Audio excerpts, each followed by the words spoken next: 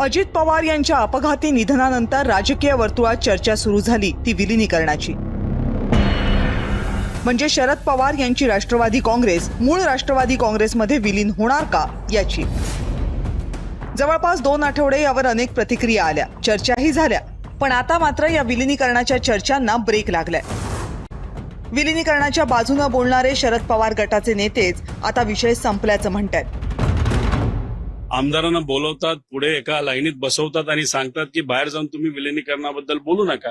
हा विषय संपलेला आहे।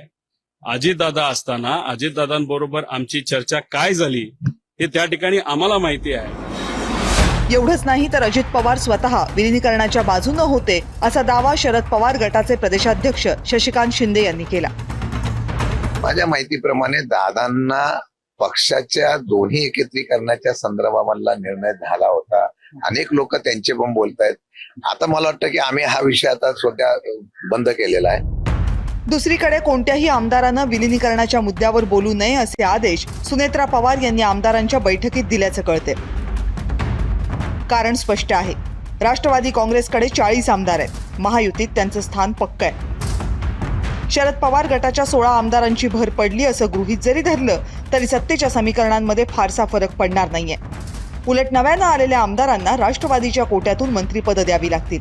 या सर्व कारणांमुळेच बहुधा राष्ट्रवादीचे नेते विलिनीकरणासाठी उत्सुक नाहीत। ब्युरो रिपोर्ट, जय महाराष्ट्र।